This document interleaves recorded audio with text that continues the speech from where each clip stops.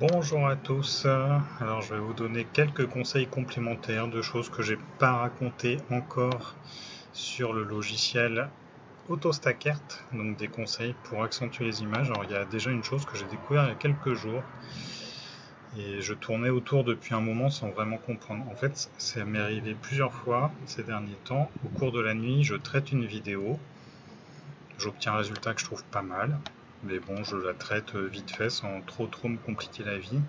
Et le lendemain, quand je retraite toutes mes vidéos en mettant des paramètres plus fins, etc., j'obtiens un moins bon résultat.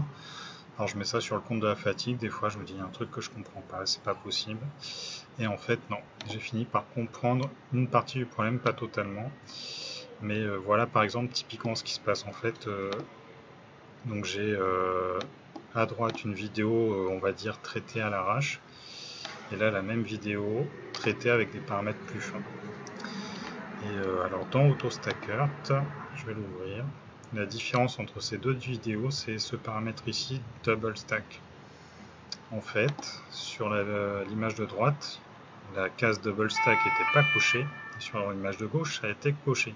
Alors Double Stack, c'est normalement AutoStackert empile une première fois les images, fait un premier processus, il se sert de cette image pour prendre une référence en fait, et après il refait une sélection, il refait un tri, et à nouveau il empile les images pour faire la version finale. Dans beaucoup de cas, ça n'améliore pas l'image. Dans quelques cas particuliers, dans quelques cas rares, ça améliore quand même un peu la qualité d'image.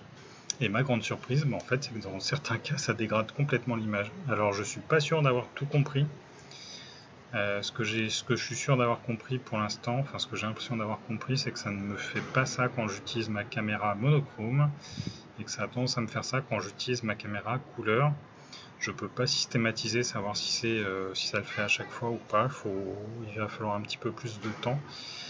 Mais en tout cas, mon conseil du coup, c'est essayer le paramètre Double Stack et essayer de faire aussi un alignement sans ce paramètre, en sachant que en général, il apporte quand même pas grand chose.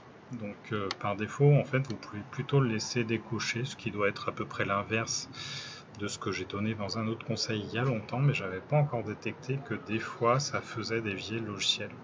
J'ai écrit à Emile Crécamp pour essayer d'en savoir un peu plus là-dessus et j'ai pas eu de réponse encore, mais on verra. Alors après d'autres choses que j'ai pas montré dans AutoStackert, qui moi m'importe assez peu en fait, mais tout le monde se pose la question et puis on me la pose souvent, donc je vais essayer d'y répondre, c'est savoir combien est-ce qu'on doit additionner d'images. Donc là je vais aller chercher une vidéo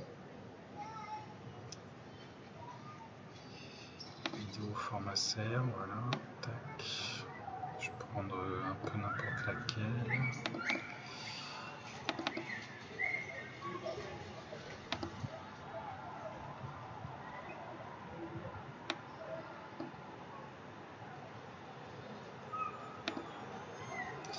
Donc là je vais juste faire analyser.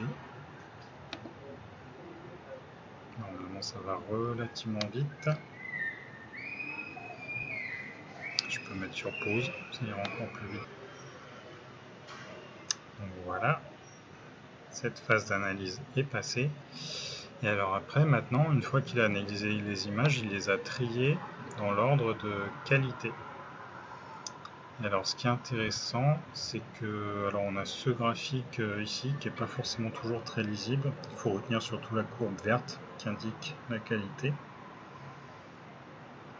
Et puis on a aussi les chiffres qu'on peut lire ici. C'est la même chose, hein, en fait, c'est l'indication de où on en est sur la courbe verte.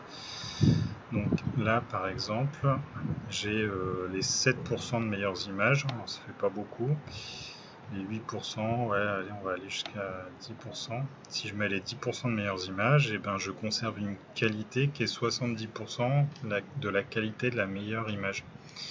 Alors c'est un peu théorique, après on peut aussi se balader à la main et puis regarder visuellement l'aspect de ces images.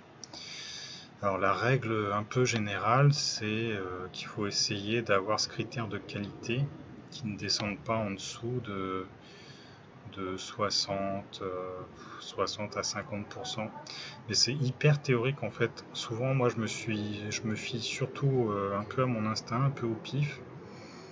Et du coup, je mets une taille d'empilement un peu au pif. Et je regarde même pas ce que sort le résultat de l'analyse. Et éventuellement, je mets deux tailles de stack, par exemple 30% et 50%, et puis je fais la comparaison moi-même à l'arrivée de voir ce qui a le mieux fonctionné. En tout cas, par exemple, si je décide donc de me mettre sur une qualité d'au moins 60% de la meilleure image, je reviens un peu en arrière, tac, tac, tac, tac, tac. C'est par là. Et si je veux que ça mette automatiquement la quantité d'images à conserver, mais en fait je peux aller sur la petite barre verte ici, je fais CTRL, un clic gauche, hop, et ça m'a mis automatiquement le nombre d'images qu'il va falloir empiler pour rester dans ce critère de 60%. Voilà, après c'est peut-être aussi une façon pour vous de mieux comprendre là, cette histoire de qualité, de nombre d'images à empiler, mais là j'ai mis 26%, évidemment si je veux faire un essai à 50%, je peux, il suffit de le rajouter, puis il va me faire les deux traitements. Une autre astuce utile à savoir, dans AutoStackart, que j'avais peut-être déjà donné, mais si on a fait une vidéo très longue, on peut aussi décider de traiter qu'une partie de la vidéo. C'est utile aussi, en particulier s'il y a un nuage qui est passé, on peut exclure une partie de la vidéo. Donc là sur ma vidéo par exemple j'ai 3900 images et quelques, je pourrais très bien décider de traiter entre l'image 1000 et l'image 2000. Et du coup toutes les autres images seront exclues du traitement. Ça sert vraiment dans des cas très très particuliers, mais bon, en tout cas c'est bon à savoir. Voilà, en tout cas c'était deux petites astuces. La plus importante c'est cette histoire de double stack, je vous conseille vraiment de faire des tests avec et sans en fonction de votre turbulence, de votre caméra. J'imagine que ça doit varier selon les cas. Si quelqu'un comprend pourquoi est-ce que ça fait ça sur les images couleurs, n'hésitez pas à le laisser en commentaire, à écrire en commentaire. Je referai des vidéos sur ce sujet si besoin, si on comprend mieux ce qui se passe. Voilà, à bientôt.